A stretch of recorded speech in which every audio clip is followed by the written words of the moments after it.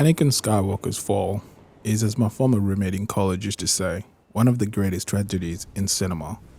And I agree with him. Anakin screams of hatred at Obi-Wan, whom he once loved as a brother, as he burns in agony on the fiery shores of Mustafar, still managed to make me cry, even after all these years. In fact, the older I get, the more this scene seems to resonate with me. It's your boy Azael. In today's video, we're going to be talking about the failures of the Jedi Order and how all those failures ended up contributing to the fall of Anakin Skywalker. If you're ready, please like and subscribe to our growing channel. Let's get back into the video.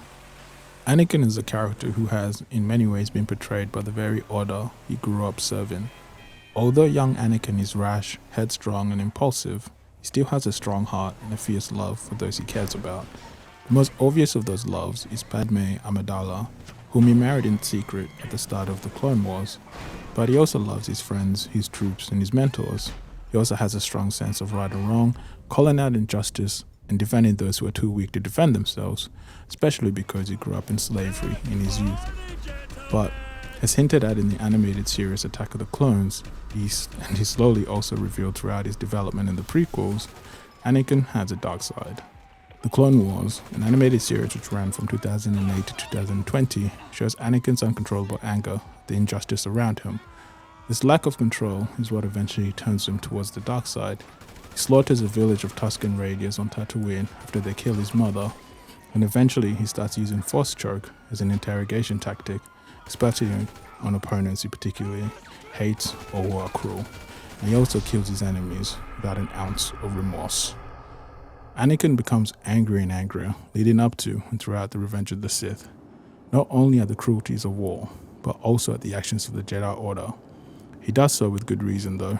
The Jedi Order properly accuses apprentice Ashoka of terrorism, regularly disregard or oppose Anakin's opinions and insights on the Council, and also force him to spy on his long-term mentor, Emperor Palpatine, without a good reason why. Even the initial treatment of Anakin's induction to the Order was misled and cruel. They took him from his home at the age of 9, separating him from his mother and leaving her in slavery, forcing him to abandon the attachment and emotions he had grown up with, labeling those feelings as evil and dark rather than teaching him how to handle them. Because I think the Jedi Council feared Anakin's power, which led them to mistreating him rather than guiding him and shaping him into being a proper Jedi. Of course, Anakin is not entirely without support. He has his Jedi Master, the diplomatic and kind-hearted Obi-Wan Kenobi. There is reason why Obi-Wan and Anakin's fight is at the climax of the Revenge of the Sith and the prequels rather than Order 66 or Yoda and Sidious's duel in the Senate. Their relationship is at the heart of the prequels. The contrast between the two offers a deep insight into both of their characters, as Obi-Wan represents the control and poise that Anakin lacks. Because Obi-Wan is built on principles, and we see this throughout the Clone Wars, that Obi-Wan was in fact in love with the Duchess Satine Kryze of Mandalore, an obvious parallel to Anakin and Padme's relationship. But he did not act on those feelings, although it's clear that sometimes he wishes he did. He's known for, sometimes, his negotiation abilities. Obi-Wan recognizes the shortcoming of the Jedi Order, but he's still able to operate within his faulty systems and tries to make things better through his presence in the Council. Also, his investigation in the clone armies and his patient mentoring of Anakin through his tough times and his frustration. Obi-Wan is also the one that issues the warning to the surviving Jedi after Palpatine's Order 66 not to return to the Jedi temples.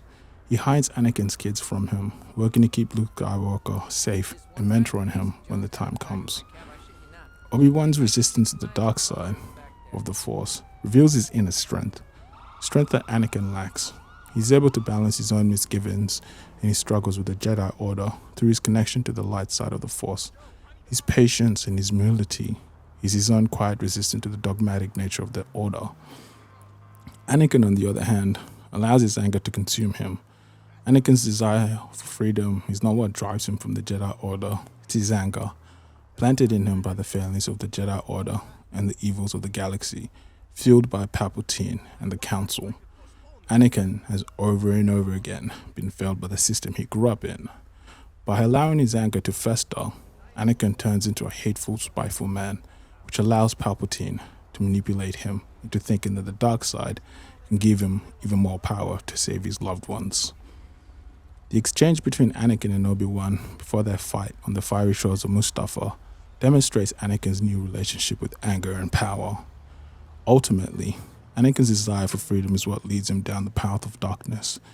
It makes sense that Obi-Wan, someone who sees the Jedi Order and its conventionalized and arbitrary rules as absolute, would see an act of turning away from those rules as evil.